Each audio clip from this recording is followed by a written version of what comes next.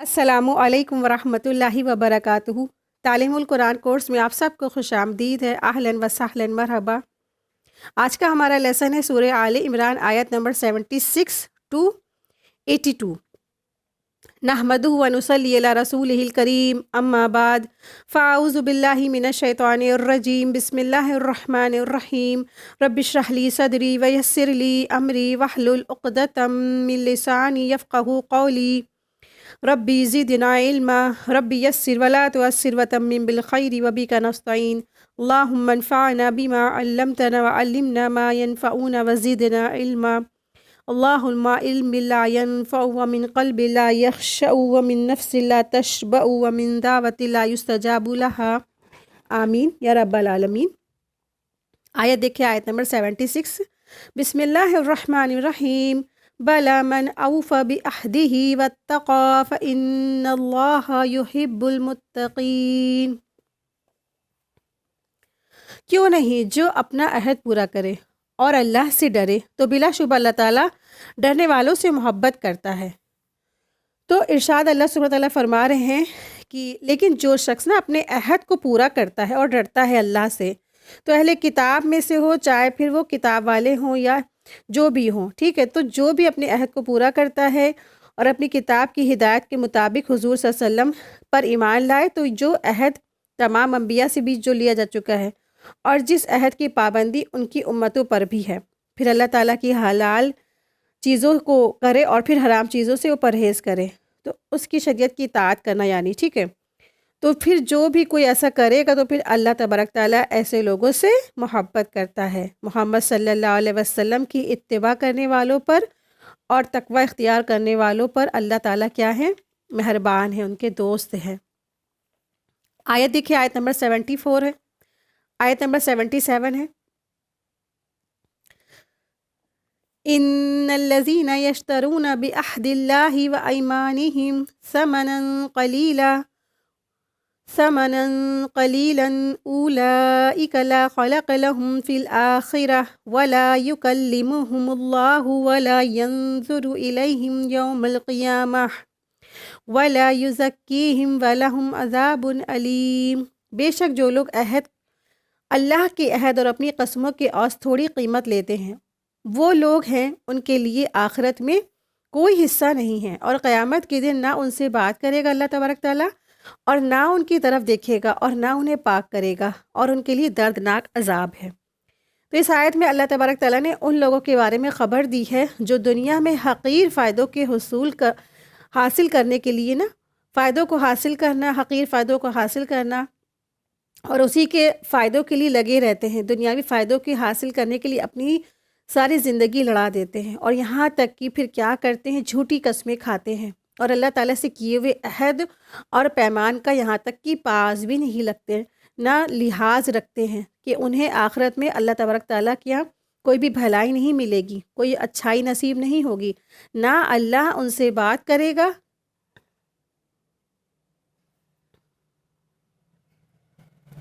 نہ ان کی طرف دیکھے گا، یعنی ان سے شدید ناراض ہوگا، اور گناہوں سے ان کو پاک کرے گا اور نہ ان کو گناہوں سے پاک کرے گا۔ ان کے لیے کیا ہے؟ دردناک عذاب ہے، صرف اور صرف ان کے لیے دردناک عذاب ہے ایسے لوگوں کا، ٹھیک ہے، تو یہ ایسے لوگ ہیں۔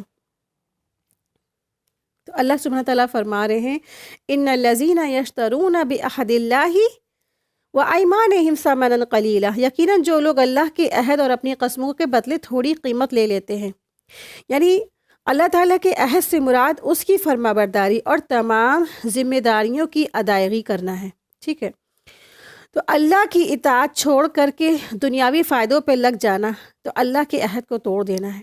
اطاعت ایک عہد ہے جو ایمان لانے والے اپنے رب سے کرتے ہیں۔ جو لوگ دنیا کے فائدے اور مفادات کے لیے اللہ کی فرما برداری سے رک جاتے ہیں، وہ لوگ اللہ کے عہد اور اپنی قسموں کے بدلے تھوڑی قیمت لیتے ہیں۔ تھوڑی قیمت سے مراد دنیا کے فائدے ہیں، اور جو آخرت کے مقابلے میں بہت تھوڑے سے ہیں، یعنی دنیا کیا ہے؟ ختم ہو جانے والی، چھٹ جانے والی، اور آخرت کیا ہے؟ ہمیشہ ہمیشہ کے لیے ہے۔ تو آج دنیا بھر کی چاہے کسی کو دولت مل جائے، لیکن وہ اپنی زندگی تو نہیں بچا سکتا ہے نا، موت تو واقع ہو جائے گی، اور اس کو جیسے ہی ہو سکتا ہے پوری دنیا مل بھی جائے تو پھر کیا ہے؟ وہ چھٹ جائے گی اس سے۔ تو اسی لیے دنیا کی طویل سے طویل بہت بڑی دولت بھی کیا ہے آخرت کے مقابلے میں بہت تھوڑی سی، کیونکہ آخرت کی جو زندگی ہے وہ ہمیشہ ہمیشہ کی ہے، دنیا کی زندگی بس تھوڑی سی ہے۔ تو کوئی بھی قیمت لیتا ہے انسان تو وہ بہت تھوڑی سی ہوتی ہے۔ اولئک لا خلاق لہم فی الآخرہ، یہی وہ لوگ ہیں جن کے لیے آخرت میں کوئی حصہ نہیں ہے، یعنی وہاں انہیں کوئی خیر و بھلائی حاصل نہیں ہوگی۔ آخرت کی خیر و بھلائیاں، جنت کی نعمتوں میں ان کا کوئی حصہ نہیں ہوگا۔ ولا یکلمہم اللہ ولا ینظر الیہم یوم القیامہ، اور اللہ تعالیٰ نہ ان سے بات کرے گا، نہ قیامت کے دن ان کی طرف دیکھے گا بھی۔ تو اللہ تعالیٰ قیامت کے دن ان سے اس لیے بات نہیں کرے گا کیونکہ اللہ تعالیٰ ان سے ناراض ہوگا، غضبناک ہوگا، کیونکہ انہوں نے رب کی رضا سے خواہش نفس کو مقدم رکھا، یعنی کہ اللہ کی رضا کے آگے اپنی خواہشات نفس کو آگے رکھا۔ رسول اللہ صلی اللہ علیہ وسلم نے فرمایا، جس نے کوئی مال حاصل کرنے کے لیے جھوٹی قسم کھائی وہ اللہ تعالیٰ سے اس حال میں ملے گا کہ اللہ اس پر ناراض ہوگا۔ یہ صحیح بخاری کی حدیث 4549 ہے۔ اور نہ ہی قیامت کے دن ان کی طرف دیکھے گا، اللہ تعالیٰ ان سے ناراض ہوگا، اس لیے قیامت کے دن ان کی طرف نہیں دیکھے گا۔ ٹھیک ہے، تو جھوٹی قسم کھانے سے ہم لوگوں کو بچنا چاہیے۔ تو اگر ہم دیکھتے ہیں کہ دنیاوی مفادات کے لیے کہیں ایسا تو نہیں ہم لوگ ہی اس میں شامل ہو گئے ہیں، اور اکثر پیرنٹس ہوتے ہیں یا بیویاں ہوتی ہیں یا بیٹیاں ہوتی ہیں یا بہنیں ہوتی ہیں، کسی کو بھی یقین دلانے کے لیے قسمیں کھا جاتی ہیں۔ کہیں بھی کوئی ٹنپن ہوئی، کوئی ناچاکی ہوئی، اختلاف ہوا تو اپنے آپ کو صحیح ثابت کرنے کے لیے انسان جھوٹی قسمیں تک کھا جاتا ہے۔ تو جھوٹی قسمیں کھانے سے انسان کیا کرے، بہت بچے، کیونکہ یہ اللہ کی غضب و ناراضگی کا حصہ ہے۔ اللہ تعالیٰ ان سے بات نہیں کرے گا، ان کی طرف دیکھے گا بھی نہیں۔ وَلَا يُزَكِّيهِمْ وَلَهُمْ عَذَابٌ علیم، اور نہ ہی ان کو پاک کرے گا، اور ان کے لیے دردناک عذاب ہے۔ تو اللہ تعالیٰ انہیں ان کے گناہوں سے پاک نہیں کرے گا، یعنی ان کے عیب ختم نہیں کرے گا، ان کے عیب ان سے دور نہیں کرے گا۔ تو اللہ سبحانہ تعالیٰ ایسے لوگوں سے کیا ہے، سخت ترین ناراض ہے، جنہوں نے چند دنیاوی فائدوں کے لیے جھوٹی قسمیں کھاتے تھے، اپنے وعدوں اور اپنے عہد کا پاس نہیں رکھتے تھے۔ سیدنا عبداللہ بن ابی اوفہ رضی اللہ عنہ بیان کرتے ہیں کہ ایک شخص نے اپنا سامان تجارت بازار میں لا کر رکھا، پھر قسم کھا کر کہا کہ مجھے اس سامان کے اتنے روپے مل رہے تھے، حالانکہ اتنے روپے اسے نہیں مل رہے تھے۔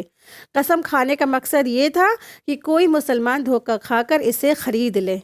ٹھیک ہے، تو بعضی وقت ہوتا ہے کہ اکثر جو دکاندار ہوتے ہیں یا بزنس مین ہوتے ہیں وہ کہہ دیتے ہیں نا کہ مجھے تو اپنے سامان کے اتنے روپے مل رہے تھے، حالانکہ اس کو اتنے روپے نہیں مل رہے تھے۔ تو اگلا انسان سوچتا ہے کہ ایسا نہ واقعی میں اس کو دوسرا کوئی لے جائے، تو وہ پھر دھوکہ کھا کے اسے خرید بھی لیتا ہے۔ تو دراصل کیا ہے، یہ اللہ کی غضب و ناراضگی کا ایک وقت یہ جو ہے یہ عمل ہے، تو اس سے انسان بچنا چاہیے۔ یہ صحیح بخاری کی حدیث 4551 ہے۔ سیدنا ابو ذر رضی اللہ عنہ بیان فرماتے ہیں کہ رسول اللہ صلی اللہ علیہ وسلم نے فرمایا، 3 شخص ایسے ہیں جن سے اللہ تعالیٰ نہ تو کلام کرے گا اور نہ قیامت کے روز ان کی طرف دیکھے گا، اور نہ ان کو پاک کرے گا، اور ان کو دکھ دینے والا عذاب ہوگا۔ میں نے عرض کی، اے اللہ کے رسول، وہ کون ہیں؟ تو وہ تو ناکام اور خسارے پانے والے ہو گئے۔ رسول اللہ صلی اللہ علیہ وسلم نے اس بات کو 3 دفعہ دہرایا۔ اپنے کپڑے کو ٹخنے سے نیچے لٹکانے والا، یعنی مردوں کے لیے، اور اپنے سودے کو جھوٹی قسم کے ساتھ بیچنے والا، اور تیسرا وہ شخص ہے کہ احسان کر کے جتلانے والا۔ ٹھیک ہے، تو اس سے کیا پتہ چلتا ہے کہ ان تینوں میں بھی ہمیں نہیں شامل ہونا ہے، کہ احسان کر کے جتلانا تو یہ خواتین کی مین عادت ہے نا۔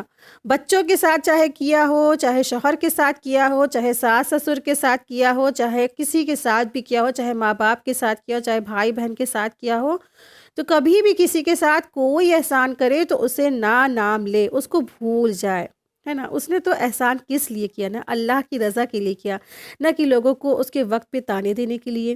آپ دیکھیں، کسی کے ساتھ آپ احسان کرتے ہیں نا، آپ کو کہیں بھی کوئی بھی اس کا احسان کا بدلہ نہیں دے سکتا ہے، لیکن انسان کی توقع کیا ہو جاتی ہے کہ ہم نے اس کے ساتھ اچھا کیا نا، تو یہ بھی بدلے میں ہمارے ساتھ اس کو بھی اچھا ہی ہونا چاہیے۔ بدلے میں ہم نے جتنا اس کے ساتھ اچھا کیا ہے، اس کو بھی ویسے ہی ہونا چاہیے جیسے ہم نے اس کے ساتھ کیا ہوا ہے۔ تو بدلے میں اس شخص کو ہمارے ساتھ ویسے ہی ہو جانا چاہیے جیسا ہم نے اس کے ساتھ کیا نا۔ تو اکثر لیڈیز جو ہم خواتین ہیں، ہماری یہی جو ہوتی ہے توقع ہوتی ہے کہ ہم نے تو اپنی ساس کی بہت خدمت کی تھی، اب میرا وقت آیا تو ہماری ساس تو ہمیں پوچھ بھی نہیں رہی ہیں۔ تو پھر کیا کہتی ہیں خواتین، دیکھو ہم نے اپنی ساس کی اتنی خدمت کی، ہر وقت ان کا دھیان رکھا، ان کے آگے کھانا پکا پکا کے پیش کیا، ہر وقت ان کا دھیان رکھا، لیکن آج ہم جب ہاسپٹل میں ہیں، جب آج ہماری ڈیلیوری ہوئی ہے تو میری ساس ہماری پرواہ نہیں لگ رہی ہے نا۔ اس طریقے سے خواتین کہتی ہیں۔ تو پھر دراصل کیا ہے، احسان کر کے جتلانا ہو گیا۔ تو آپ دیکھیں، احسان کرے کسی پر اور بھول جائے، اور احسان کی میننگ کیا ہے، کسی کو اس کے حق سے زیادہ دینا، کسی کو اس کے حق سے زیادہ دینا ہی کیا ہے، احسان ہے۔ تو اگر احسان کیا ہے تو کسی پر پھر کر کے بھول جائیں، اور خاص کر کے یہ ہمارے جو قریبی رشتہ دار ہوتے ہیں نا، چاہے میکے کے ہوں اور چاہے سسرالی ہوں، ان میں ہی زیادہ انسان احسان کرتا ہے نا، اور لیتا بھی ہے اور کرتا بھی ہے۔ لیکن کر کے کیا ہے، اپنے ہمارا کیا ہونا چاہیے کہ ہم الحمدللہ قرآن پڑھ رہے، سمجھ رہے، اللہ کی ہمیں معرفت ہو رہی ہے، تو ہمیں کیا کرنا ہے، ہمیں قرآن مجید کا عمل کرنا ہے۔ اللہ کی معرفت ہوگی تو ہم نے تو جو احسان کیا تھا اللہ کی رضا کی خاطر کیا ہے، ہمیں لوگوں سے نہیں اس کا بدلہ چاہیے، اللہ سے اس کا بدلہ چاہیے۔ تو احسان کر کے بھول جائے، نہیں تو اگر احسان کر کے کسی کو اگر وہ جتلا دے گا، تانا مار دے گا، اور ایسا کہے گا ویسا کہے گا، 4 لوگوں سے اس کی شکایتیں کرے گا، تو پھر کیا ہے، تو پھر اللہ سبحانہ تعالیٰ ایسے لوگوں کی طرف نہ بات کرے گا، نہ کلام کرے گا، نہ قیامت کے دن ان لوگوں کو اللہ تعالیٰ دیکھے گا، اور ایسے لوگوں کے لیے کیا ہے، سخت ترین عذاب ہے پھر۔ ٹھیک ہے، یہ آیت نمبر اس کی جو ریلیٹڈ حدیث تھی، تو یہ حدیث کا جو نمبر ہے 106 اس کا نمبر ہے، صحیح مسلم کی حدیث ہے۔ ٹھیک ہے، تو اللہ سے دعا ہے کہ اللہ تبارک تعالیٰ ہم سب کے جو بڑے بڑے کبیرہ گناہ ہیں، ان سب سے اللہ ہم سب کی حفاظت فرمائے۔ اور آپ دیکھیں کہ صغیرہ گناہ بھی جو ہوتے ہیں، بار بار دہرانے سے، اکٹھا کرنے سے بھی وہ کبیرہ بن جاتے ہیں۔ جس طرح چھوٹی چھوٹی لکڑی اکٹھا کرنے سے بڑا سا الاؤ بن جاتا ہے نا جو آگ کا، اسی طرح سے صغیرہ گناہ بھی کیا ہوتے، بار بار کرنے سے کبیرہ گناہ بن جاتے ہیں۔ تو بچنے کی ضرورت ہے، چاہے وہ کبیرہ گناہ ہے، چاہے وہ چھوٹے گناہ ہے۔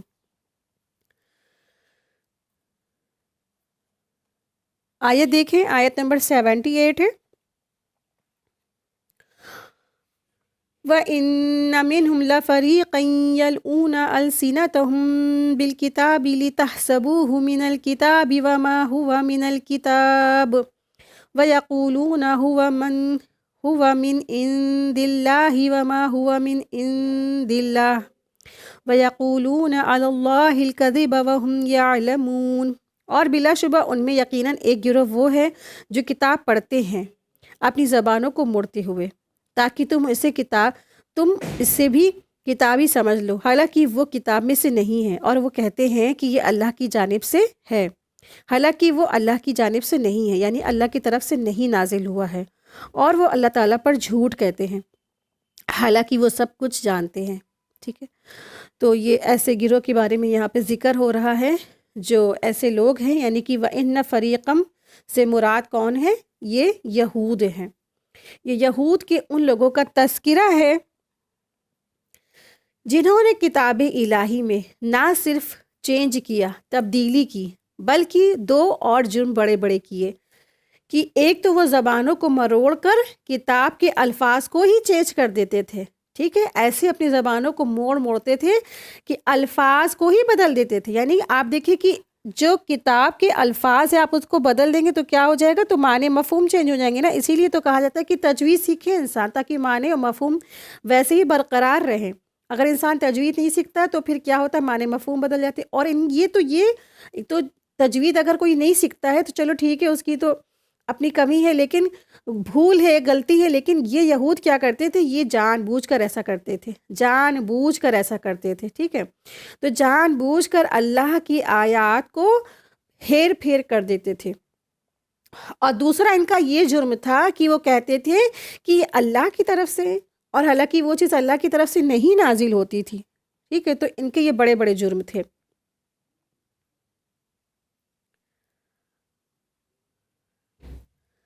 یہاں الفاظ جو آیا ہے وَإِنَّ مِنْهُمْ لَفَرِيقًا يَلْؤُونَ، تو بلا شبہ ان میں سے ایک گروہ ہے، کہ جو ایک گروہ سے مراد یہاں پہ کون ہے، یہود کا ایک گروہ ہے، جو مدینہ میں رسول اللہ صلی اللہ علیہ وسلم کے آس پاس میں ہی رہتے تھے، یلعون السنتہم بالکتابی، وہ کتاب پڑھتے ہوئے اپنی زبانوں کو مروڑ لیتے تھے، موڑ لیتے تھے، یعنی وہ کتاب پڑھتے ہوئے اپنی زبانوں کو موڑتے تھے۔ تو کیسے موڑتے تھے کہ یلعونا، ٹھیک ہے، تو یلعونا جو الفاظ آیا ہے یلوی سے ہے کہ اس کے معنی کسی چیز کو بٹنے، توڑنے اور مروڑنے اور ایٹھنے کے ہیں۔ تو یلعونا السنتہم کے معنی کیا ہوئے کہ یہ کتاب الہی کے بعض الفاظ ادا کرتے ہوئے اپنی زبان اس طرح توڑتے مروڑتے تھے کہ الفاظ کچھ کا اور کچھ ہو جاتا تھا۔ علماء یہود الفاظ کو ذرا سا ادھر سے ادھر مروڑ کر اپنی معنی پیدا کر لیتے تھے، یعنی اپنے معنی پہنا دیتے تھے الفاظ کو، جیسے کہ ہم سورہ بقرہ میں بھی پڑھ چکے ہیں کہ یہود سے کہا گیا کہ تم ہتتن کہنا، تو ہتتن کہو، لیکن انہوں نے کیا کہا تھا؟ ہنتتن، ٹھیک ہے، یعنی بجائے اس کے کہ جو اللہ ہمارے گناہ معاف کر دے، بخش دے، انہوں نے کہنا شروع کر دیا کہ گیہوں دے، گندم دے۔ انہیں تلقین کی گئی کہ تم کہو سمیعنا واطعنا، مگر انہوں نے کیا کہا؟ سمیعنا وعصینا کا مظاہرہ کیا۔ اسی طرح کا معاملہ وہ تورات میں بھی پڑھتے ہوئے کرتے تھے۔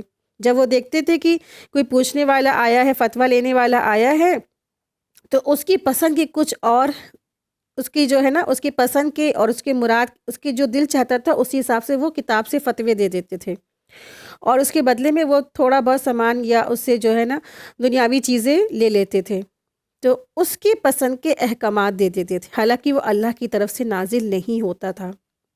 تو وہ الفاظ کو توڑ مروڑ کر پڑھتے تھے، اور جو ہے پھر وہ کہتے تھے یہ اللہ کی طرف سے، حالانکہ وہ اللہ کی طرف سے نہیں نازل ہوتا تھا۔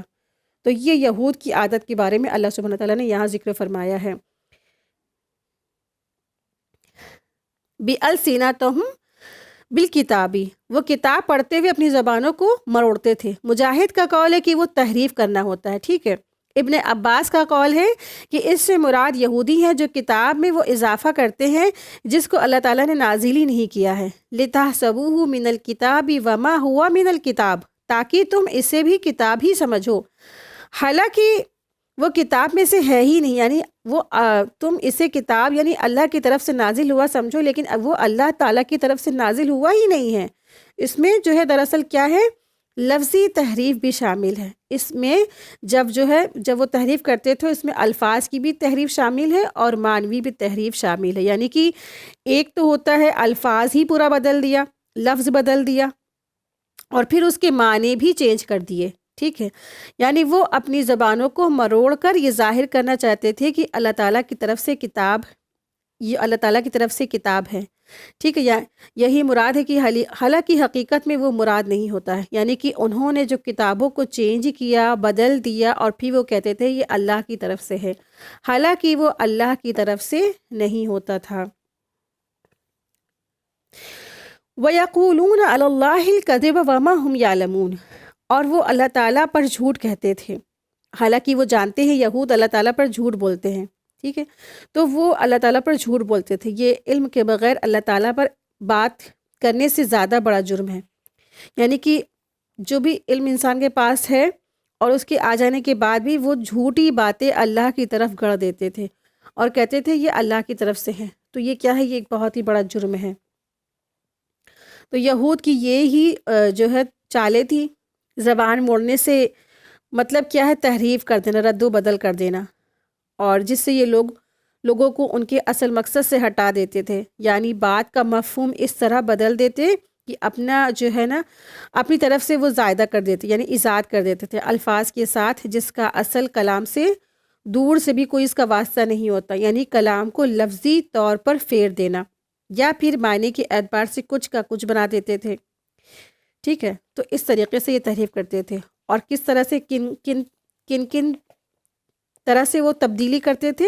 پہلا ہے لفظی تبدیلی، دوسرا ہے معنوی تبدیلی، یعنی کہ لفظ الفاظ بدل دیتے تھے، جیسے ہتتن کی جگہ انہوں نے کیا کہا، ہنتتن، لفظ بدلا۔ پھر معنوی تبدیلی یعنی کہ معنی ہی بدل دیتے تھے۔ اللہ نے کتاب میں نازل کچھ اور کیا ہے، لیکن وہ دوسروں کو معنی کچھ اور بتا دیتے تھے، ٹھیک ہے۔ تو اس طریقے سے وہ بدل دیتے تھے اللہ کی آیات کو، یعنی بعض حصوں کو بدل دیتے تھے اور بعض حصوں کو وہ چھپا ہی دیتے تھے۔ وہب بن منبہ رحمۃ اللہ علیہ فرماتے ہیں کہ تورات اور انجیل اسی طرح ہے جس طرح اللہ تعالیٰ نے اس کو اتاری ہے، ایک حرف بھی ان میں سے نہیں بدلا، لیکن یہ لوگ تحریف اور تعویل سے لوگوں کو گمراہ کرتے، اور جو کتابیں انہوں نے اپنی طرف سے لکھ لی ہیں اور جسے وہ خدا کی طرف سے مشہور کر رہے ہیں نا، ان سے بھی لوگوں کو بہکاتے ہیں، حالانکہ وہ اللہ کی طرف سے نہیں ہیں، لیکن اللہ کی اصل کتابیں آج بھی محفوظ ہیں جو بدلی نہیں ہیں۔ تو آج بھی جو تورات کا اصلی جو کتاب ہے نا، تو اس میں آج بھی بدلی نہیں گئی، لیکن تورات جو ہے، اصلی جو تورات نازل ہوئی، ان لوگوں نے کیا کیا، ان لوگوں نے چھپا دیا، دبا دیا، غائبی کر دیا، اور اپنی من سے کتابیں ان لوگوں نے بعد میں، اس کے بعد میں جو ترجمانی لکھا ہے نا، اس میں انہوں نے سب کچھ چینج کر دیا۔ ایک کہا جاتا ہے ان کے پاس تلمود ہے، اور یہ تورات کا نسخہ ان کے پاس ہے، لیکن وہ اصلی تو انہوں نے چھپا دیا جو اللہ کی طرف سے نازل ہوا تھا۔ اس کے بعد میں اپنی جو ہے نا لفظی ترجمہ میں ایڈیٹنگ کر کے انہوں نے اپنے من سے اپنی کتابوں میں خود سے اپنے ریٹن کیا ہے، لکھا ہے انہوں نے۔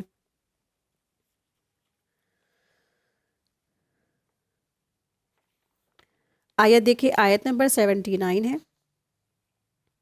ما كان لبشر ان يؤتيه الله الكتاب والحكم والنبوة ثم يقول للناس كونوا عبادا لي من دون الله ولكن كونوا ربانيين بما كنتم تعلمون الكتاب وبما كنتم تدرسون۔ کسی انسان کا یہ حق نہیں ہے کہ اللہ سے اسے کتاب و حکمت اور نبوت دے اور پھر وہ لوگوں سے کہے کہ اللہ کو چھوڑ کر میرے بندے بن جاؤ، بلکہ رب والے ہو جاؤ، اس وجہ سے کہ تم کتاب سکھاتے ہو اور اس وجہ سے کہ تم جو پڑھتے تھے، تو اس آیت کا دراصل کیا ہے، ایک شان نزول ہے۔ سیدنا ابن عباس رضی اللہ عنہما سے روایت ہے کہ علماء یہود اور نجران کے نصارہ رسول اللہ صلی اللہ علیہ وسلم کے پاس جمع ہوئے اور آپ نے انہیں اسلام کی دعوت دی، تو ابو رافع قرظی نے کہا، اے محمد، کیا تم چاہتے ہو کہ ہم تمہاری عبادت کریں جس طرح نصارہ عیسیٰ علیہ السلام کی عبادت کرتے ہیں؟ تو ایک نصرانی نے بھی یہی کہا، اے محمد صلی اللہ علیہ وسلم، کیا تم واقعی میں ہم سے یہ چاہتے ہو کہ تو رسول اللہ صلی اللہ علیہ وسلم نے فرمایا، غیر اللہ کی عبادت کرنے یا اس کا حکم دینے سے ہم اللہ تعالیٰ کی پناہ مانگتے ہیں۔ اللہ تعالیٰ نے مجھے اس لیے نہیں بھیجا اور نہ ہی اس کا حکم دیا کہ، تو اللہ تعالیٰ نے یہ آیت نازل فرمائی ہے، یعنی اللہ سبحانہ تعالیٰ نے آپ صلی اللہ علیہ وسلم کو اس لیے نہیں بھیجا تھا کہ وہ اپنی عبادت کے لوگوں کو دعوت دے، بلکہ آپ صلی اللہ علیہ وسلم کو تو اس لیے بھیجا گیا کہ وہ لوگوں کو توحید کی طرف بلائیں، توحید کے اوپر لے کر آویں۔ اس لیے تو وہ جو نجران کے جو وفد تھے نا، وہ آپ صلی اللہ علیہ وسلم پر غلط بات فرما رہے تھے، غلط بات کہہ رہے تھے، تو اسی کے ضمن میں یہ آیت نازل ہوئی۔ تو یہ نصرانیوں کے ضمن میں کہا جا رہا ہے کہ انہوں نے سیدنا عیسیٰ علیہ السلام کو تو معبود بنایا ہوا تھا، ٹھیک ہے، اور حالانکہ وہ ایک انسان تھے جنہیں کتاب اور حکمت اور نبوت سے سرفراز کیا گیا تھا، اور ایسا کوئی بھی شخص، یعنی کوئی بھی یہ نبی دعویٰ نہیں کر سکتا کہ اللہ کو چھوڑ کر تم میری عبادت کرو اور میرے بندے بن جاؤ، بلکہ وہ تو یہی کہتا ہے کہ تم کونوا ربانیین، کہ تم نا اللہ والے بن جاؤ، رب والے بن جاؤ۔ تو رسول اللہ صلی اللہ علیہ وسلم کی بھی یہی دعوت تھی کہ تم کیا بن جاؤ، رب والے بن جاؤ، اللہ والے بن جاؤ۔ ما کان لبشر ان یؤتیہ اللہ الکتاب والحکم والنبوہ، کسی انسان کا یہ حق نہیں کہ اللہ تعالیٰ اسے کتاب اور حکمت اور نبوت دے۔ ما کان لبشر سے مراد کیا، کسی انسان کے لائق ہی نہیں ہے جسے اللہ تعالیٰ کتاب اور حکم اور نبوت دے، پھر وہ لوگوں سے کہے کہ اللہ کو چھوڑ کر میرے بندے بن جاؤ۔ الکتاب سے مراد اللہ تعالیٰ کی لکھی ہوئی وحی ہے، الحکم سے مراد حکمت یعنی دین کی سمجھ اور شریعت کے اسرار ہیں، نبوت سے مراد اللہ تعالیٰ کا اپنے بندوں کو غیب کی خبر دینے اور وحی سے کلام کرنے کا عطا کردہ شرف ہے۔ الحکم سے مراد حکمت ہے اور شریعت کی سمجھ اور فہم قرآن ہے جس پر عمل کرنا واجب ہے۔ ثم یقول للناس کونوا عبادا لی من دون اللہ، پھر وہ لوگوں سے کہے کہ اللہ تعالیٰ کو چھوڑ کر میرے بندے بن جاؤ، جس پر اللہ تعالیٰ نے کتاب نازل کری، تو اسے علم سکھائے اور پھر مخلوق کی طرف رسول بنا کر بھیجے، اور اس لیے کہ ناممکن ہے نا اس کے لیے تو ناممکن ہے کہ وہ لوگوں سے کہے کہ اللہ تعالیٰ کو چھوڑ کر میرے بندے بن جاؤ، تو ایک رسول ایسی بات نہیں کہہ سکتا۔ لیکن جو نصرانی تھے انہوں نے رسول اللہ صلی اللہ علیہ وسلم پر الزام لگایا تھا، تو اسی کی نفی کے لیے یہ آیت نازل ہوئی ہے۔ تو کسی رسول کے لیے یہ نہیں کہ وہ اللہ کو چھوڑ کر یہ کہے کہ تم میری عبادت کرو، میرے بندے بن جاؤ، ہے نا۔ تو رسول کو تو ہمیشہ یہی پیغام لائے کہ صرف اور صرف اللہ کی عبادت کی جائے، اللہ کے ساتھ کسی کو شریک نہ ٹھہرانا۔ انبیاء کرام اعلیٰ کاموں کا حکم دیتے ہیں اور برے کاموں سے منع کرتے ہیں۔ وَلَكِن كُونُوا رَبَّانِيِّينَ بِمَا كُنتُمْ تُعَلِّمُونَ الْكِتَابَ وَبِمَا كُنتُمْ تَدْرُسُونَ، بلکہ رب والے ہو جاؤ اس وجہ سے جو تم کتاب سکھاتے تھے اور اس وجہ سے جو تم پڑھتے بھی تھے۔ تو یہاں جو الفاظ آیا ہے کونوا ربانیین، تو کونوا ربانیین سے مراد کیا ہے؟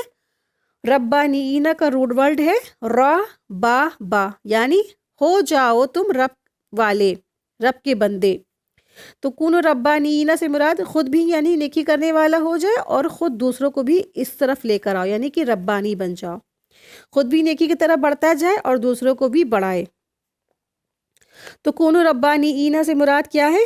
رسولوں کی ہدایت تو لوگوں کو ربانی اور بنانے کے لیے ہوتی ہے نا۔ تو ربانیین مطلب کیا ہے کہ کونوا ربانیین سے مراد یہ ہوتا ہے کہ علماء، عالم، ٹھیک ہے، عابد، زاہد، متقی، پارسا بن جاؤ، تو یہ ہوتے ہیں کونوا ربانیین سے مراد۔ تو ابن عباس فرماتے ہیں، سیدنا ابن عباس رضی اللہ عنہما کہتے ہیں کہ رب والے سے مراد کیا ہے؟ علماء حکماء، ٹھیک ہے۔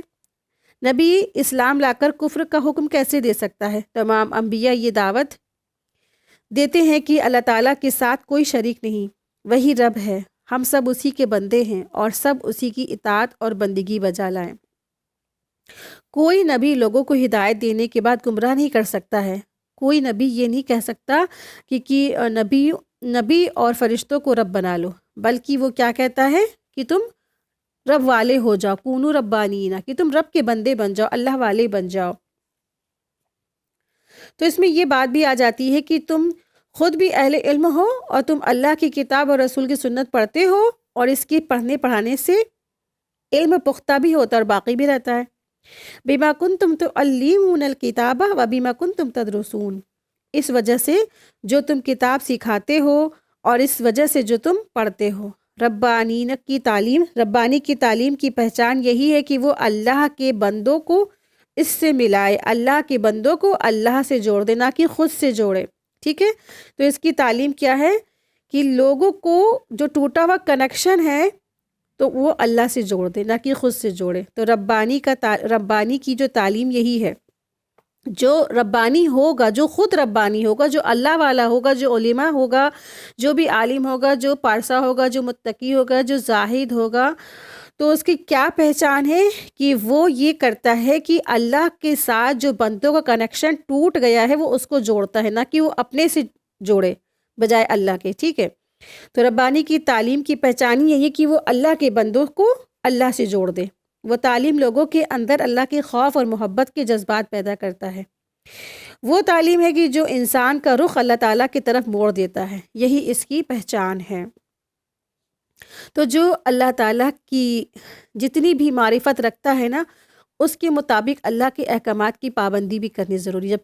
جب جو ہے ربانی ہو گیا، اللہ والا ہو گیا، تو پھر علم آ گیا، تو پھر اس کے بعد کیا تقاضا ہے کہ جتنی بھی اللہ کی معرفت ہے تو اس کے مطابق اللہ کے احکامات کی پابندی کرنا ہے، جس کو اللہ تعالیٰ کی کتاب اور حکمت اور نبوت اور یہ سب لوگوں سے بڑھ کر ہے نا، جس کو بھی اللہ تبارک تعالیٰ نے کتاب دی، حکمت دی، نبوت سرفراز فرمایا، تو وہ سب لوگوں سے بڑھ کر ہے۔ تو اللہ تعالیٰ کو جاننے والا وہ ہوتا ہے نا، تو اس اعتبار سے وہ سب سے بڑھ کر اللہ کے احکامات کی پابندی کرتا ہے۔ تو ایسا کیسے ہو سکتا ہے کہ وہ کہے کہ تم میری عبادت کرو، نہ کہ اللہ کی، نا، نعوذ باللہ۔ تو ایسا نہیں ہو سکتا، یہ امپاسبل ہے۔ ربانی کی تعلیم کا تقاضا یہ ہے کیا ہے کہ وہ خود بھی اچھے کاموں میں سبقت کرے اور پھر لوگوں کو بھی اللہ کی طرف بلائے، لوگوں کو بھی اللہ کی طرف سے جوڑ دے، اللہ کی طرف جوڑ دے، ٹھیک ہے۔ تو وہ خود بھی اچھے کاموں پر عمل کرتا ہو، علم حاصل کرتا ہو اور اس پر عمل کرتا ہو، اور پھر لوگوں کو اللہ کی طرف بلاتا ہو۔ وہ علم حاصل کرتا اور پھر کیا کرتا ہے، اس پر ایسا نہیں کرتا کہ صرف علم حاصل کر لیا اور اس پر عمل نہیں، علم کے ساتھ ساتھ وہ عمل بھی کرتا ہے۔ تو علم دراصل کیا ہے، وہ علم ایسا علم جو ہے پھر وہ بوال ہو جائے گا اگر جس پر عمل کرنے کی نیت ہی نہ ہو، تو ایسا علم کیا ہے، باعث بوال ہو جائے گا۔ تو علم حاصل کرنے کے بعد اس پر کیا کرتا ہے، وہ عمل بھی کرتا ہے۔ اس کا علم اس کے لیے بوال ہے، اس کی ہلاکت اور فساد اور اس کی گمراہی کی دلیل بن جاتا ہے۔ اللہ تعالیٰ کا قرب عمل کے بغیر ممکن نہیں ہے، یعنی جب انسان کو علم آتا ہے تو پھر انسان کو دوسرا کیا تقاضا کیا جاتا ہے کہ اس پر عمل کرے، اور اللہ تعالیٰ کا قرب ہی نہیں مل سکتا اس کو بغیر عمل کے، ٹھیک ہے۔ تو جس علم کے مطابق عمل نہیں کیا جاتا تو وہ علم کیا ہے، صحیح نہیں ہے۔ اور آپ دیکھیے یہ جو آیت ہے نا، اس بات کی بھی دلیل ہے، اس بات کی بھی دلالت کرتی ہے کہ حصول علم اور تعلیم کا تقاضا یہ ہے کہ انسان کیا ہو جائے، ربانی بن جائے۔ کسی شخص میں اگر علم اور کتب الہیہ کے پڑھنے پڑھانے سے الہید کی خصلت پیدا ہوتی ہے، یعنی اللہ والے کی خصلت پیدا ہوتی ہے، تو یہ مشغلہ وقت ضائع کرنا ہے۔ اور رسول اللہ صلی اللہ علیہ وسلم نے ایسے علم سے پناہ مانگی ہے کہ رسول اللہ صلی اللہ علیہ وسلم نے فرمایا، اے اللہ، میں ایسے علم سے پناہ مانگتا ہوں جو نفع نہ دے، اور ایسے دل سے جو اللہ کے لیے نہ جھکے، ٹھیک ہے۔ اللہ کے رسول صلی اللہ علیہ وسلم نے کیا دعا مانگی ہے، اللہ تعالیٰ میں ایسے علم سے پناہ مانگتا ہوں جو مجھے نفع نہ دے، اور ایسے دل سے پناہ مانگتا ہوں جو اللہ آپ کے آگے نہ جھکے۔ یہ صحیح مسلم کی حدیث تھی 2722۔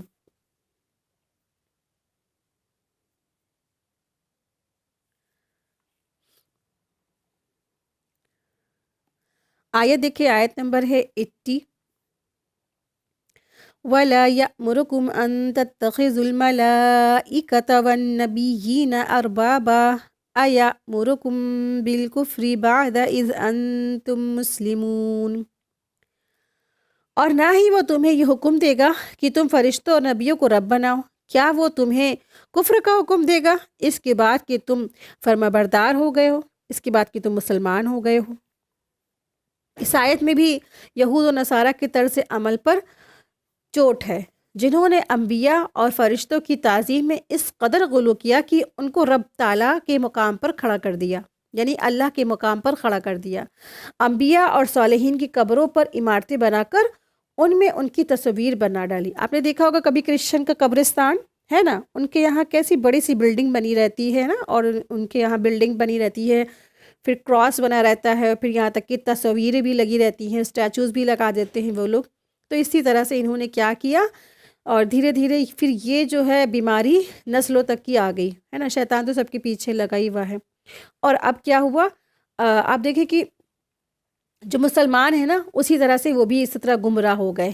اب آپ مسلمان کو دیکھ لیں، ہر شہر اور تقریباً ہر محلے میں یہ نقشہ نظر آئے گا کہ اکثر مسلمانوں کی جو قبریں ہیں پکی ہیں، یہاں تک کہ اس کے اوپر کیا ہے، بلڈنگز بنی رہتی ہے، اور پکا کرا کے اس کے اوپر کیا ہوتا ہے کہ ہر بدھ جمعرات ہے، جمعہ ہے، فلاورز ڈالے جا رہے ہیں، سب ڈالا جا رہا ہے اس طریقے سے۔ تو یہ کیا ہے، اس طریقے سے بھی آج بھی ہوتا ہے۔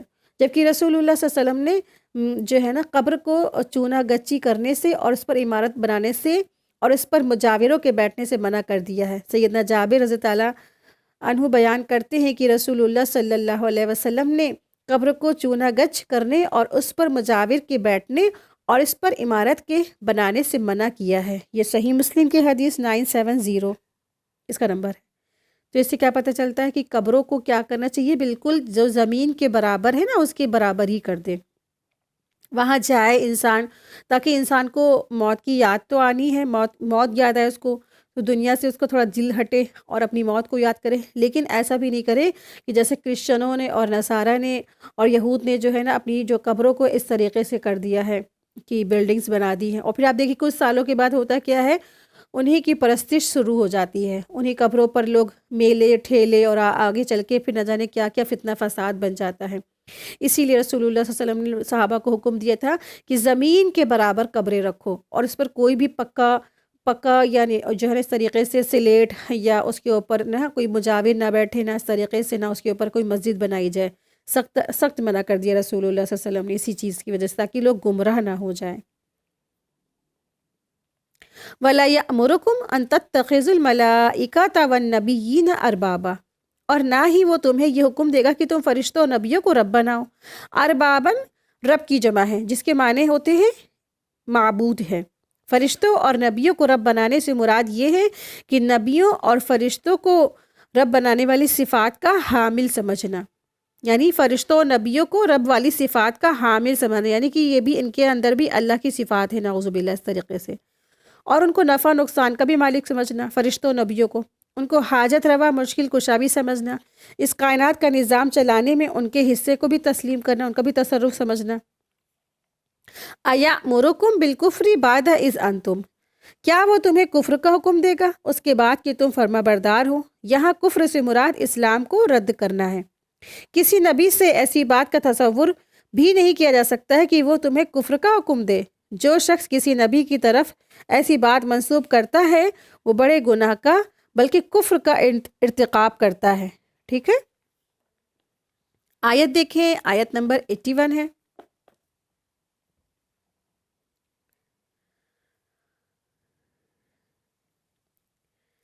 لِمَا مَعَكُمْ وَإِذْ أَخَذَ اللَّهُ مِيثَاقَ النَّبِيِّينَ لَمَا آتَيْتُكُم مِّن كِتَابٍ وَحِكْمَةٍ ثُمَّ جَاءَكُمْ رَسُولٌ مُصَدِّقٌ لِّمَا مَعَكُمْ لَتُؤْمِنُنَّ بِهِ وَلَتَنصُرُنَّهُ قَالَ أَأَقْرَرْتُمْ وَأَخَذْتُمْ عَلَى ذَلِكُمْ إِصْرِي قَالُوا أَقْرَرْنَا قَالَ فَاشْهَدُوا وَأَنَا مَعَكُمْ مِنَ الشَّاهِدِينَ۔ اور جب اللہ نے سب نبیوں سے پختہ عہد لیا کہ میں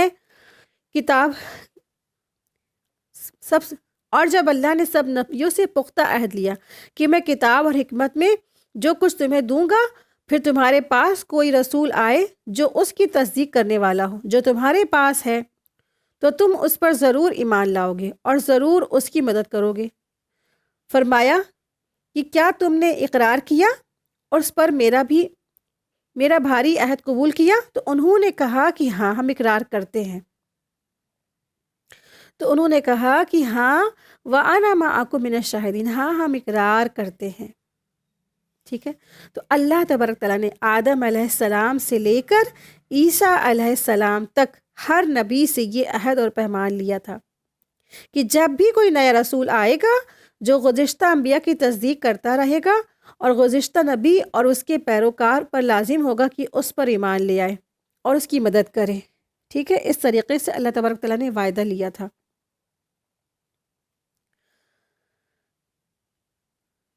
اللہ تعالیٰ نے ایک عہد تو تمام بنی آدم سے یعنی عالم ارواح میں لے رکھا ہے نا، جسے عہد الست کہتے ہیں، وہ اللہ کے ساتھ کسی کو شریک نہ بنانا۔ ٹھیک ہے، جس کا ذکر ہم لوگ سورہ اعراف آیت نمبر 177 میں بھی پڑھیں گے۔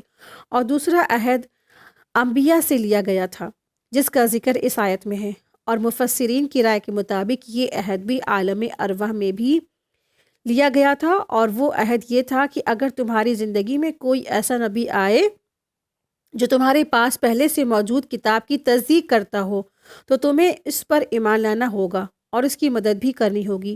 یہ حکم دینے کے بعد اللہ تعالیٰ نے تمام انبیاء سے اس حکم کی بجاوری کی توثیق بھی کروائی۔ بے شمار انبیاء تو ایسے ہیں جو ہم عصر تھے، جیسے حضرت ابراہیم، حضرت لوط، حضرت موسیٰ، حضرت ہارون، حضرت عیسیٰ، حضرت یحییٰ وغیرہ، اور یہ سب دعوت اللہ کے کام میں ایک دوسرے کے معاون اور مددگار تھے۔